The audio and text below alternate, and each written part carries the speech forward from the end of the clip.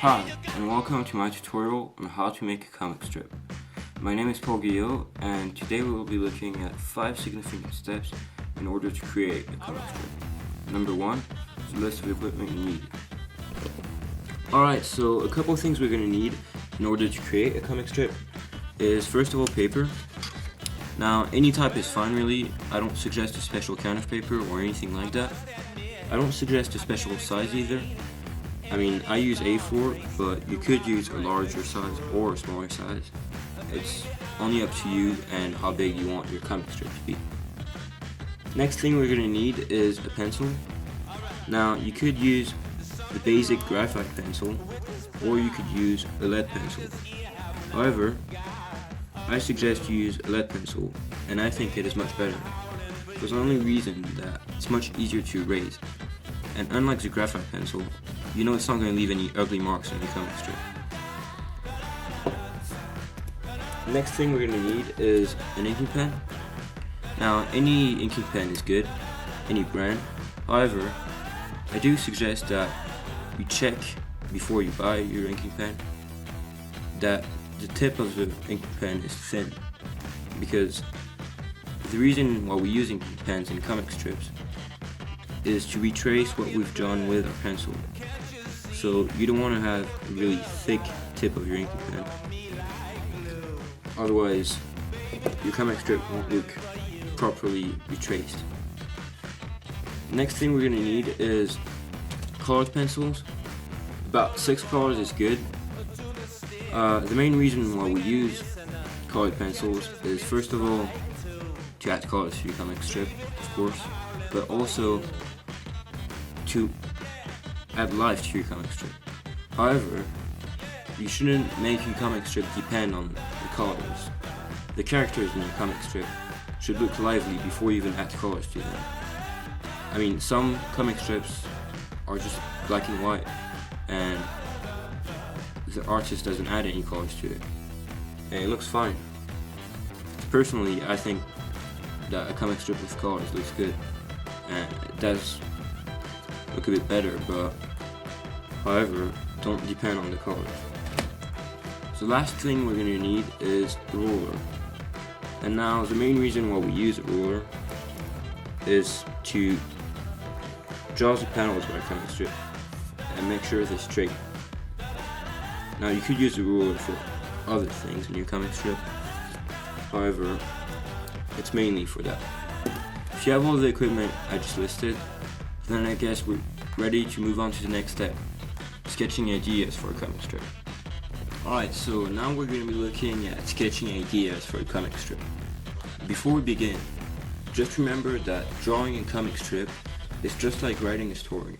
You need a conflict, you need a theme, characters, as well as action and a resolution.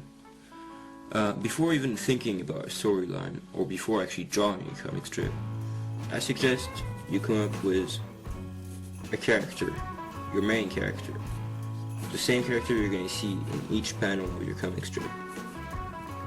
Before you actually start drawing your character, try to draw a character that you think is easy to draw and that you can draw again anytime.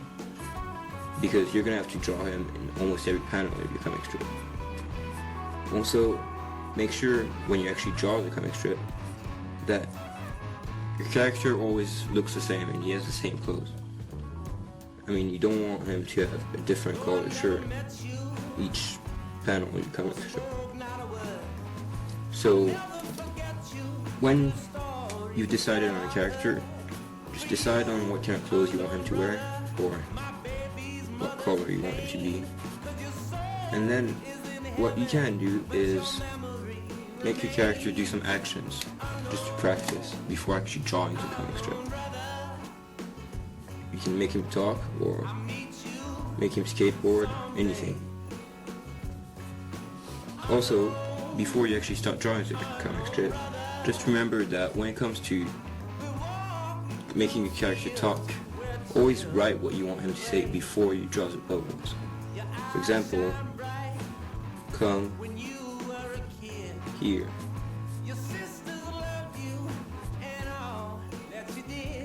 And then draws a bubble,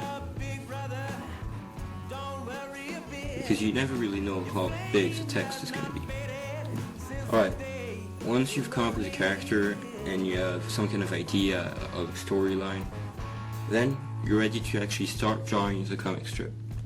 Next step, drawing the comic strip. So now that you have characters that I hope you're satisfied with, you can actually begin to draw your comic strip. For this part of the video, I'm not going to go through the whole making of my comic strip. However, I'm going to say a few things. First of all, unlike what I said with text bubbles, I think you should always draw out the panels first and then add your drawings in there. Because if you're going to be drawing characters, when you don't have a panel, you might accidentally draw a character bigger than the others or bigger than it's supposed to be. So the panel kind of helps you know what size everything is supposed to be about. So before you draw your panel, have an idea of what's going to be in your panel and about how big everything is going to be. I mean, if you want to have 10 characters in a panel, you're going to have a big panel. So think about that before you draw all the panels out. So what I do is I draw a panel and then I add my drawing in it.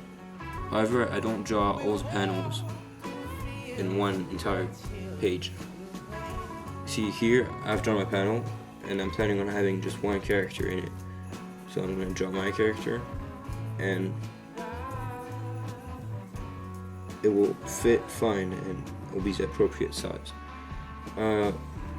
Also, what I said earlier about the fact that drawing a comic strip is like writing a story, it doesn't mean that when you're drawing a comic strip you need to have the exact outline of when writing a novel. I mean, a comic strip can be really simple. It's just a short story. It could be even telling a joke, for example. Just come up with a joke or tell a joke that you know into your comic strip. Once you've done that, and once you'll be done with drawing your comic strip, we'll be looking at inking the comic strip. And then we'll be looking at adding colors, and we'll be done with the creation of our comic strip. For the next video, inking comic strip. Alright, so now that you've finished with drawing your comic strip, you can actually begin to ink your comic strip. However, I hope you've finished all the details you wanted to add, because you're not going to be adding anything with the inking pen. You're just going to be retracing all you did with your pencil. Like I did with that dog, for example. Just remember that when you're retracing with your inking pen, make sure you do it slowly and carefully. Because if you mess up, you won't be able to erase it or anything like that. When it comes to the panels, for example, use the ruler and add the inking pen over the pencil. Basically, you're going to be doing that in your entire comic strip, so you're going to be drawing again everything you just did. However, just make sure you don't add anything with your inking pen. The only thing you can actually add is colors. I mean, if you want to add black to your comic strip, whether you use a colors pencil or an inking pen, it doesn't really matter. For example, if you want to color your character's hair black, you can use your inking pen because it's going to look the same in the end. Alright, so when you'll be done with tracing your comic strip, we'll actually be able to move on to coloring. And for the next video, that's what we'll be looking at. Adding colors to the comic strip. Once you've inked your comic strip, you can actually begin to add colors to it. Just so you know, before you even start adding colors to your comic strip, you can, if you want to, you can erase any marks left of pencil. But of course this is optional. You can use the marks of your pencil if you want to. When you're actually adding colors, just like when you're inking your comic strip, make sure you do it slowly and carefully. because you don't want to mess up, otherwise you won't be able to erase it, and either you'll have to do your comic strip again or you'll just have to leave it. But it would be a stupid mistake to do. Also, when you're choosing colors for your characters or anything really, just make sure those colors stay the same. For example, our character has blue jeans, so in the next panel the jeans will have to be the same color, otherwise it wouldn't make sense. Just so you know, when you're adding colors, you don't have to add colors to everything, and you don't even have to add colors at all. If you want to, you can leave your comic strip as it is. However, I personally think it always looks a bit better in color. And also, if you want to, you can scan the comic strip and add colors from your computer to your comic strip. Once you'll be done with the coloring of your comic strip will basically be finished, and you'll be able to show it to your friends or anything like that. Next video, I'll show you how you can photocopy your comic strip and how my comic strip actually turned out. Alright, so here you can see the final copy of my comic strip. As you can see, it is photocopied, and I think photocopying is a great thing to do when you're drawing comic strips, because once you photocopy your comic strip, you can then share it anywhere online or send it to a friend or anything like that. As you can see on my comic strip, one thing I didn't do is color everything. I mean, I left a few things uncolored, and now, like I said earlier, I don't think a comic strip looks much better whether it's colored or not, and I definitely don't think coloring is essential. I mean, I left a few things blank because I thought they were better off left blank, and it's up to you to decide whether you want to color everything or not. However, it doesn't really matter.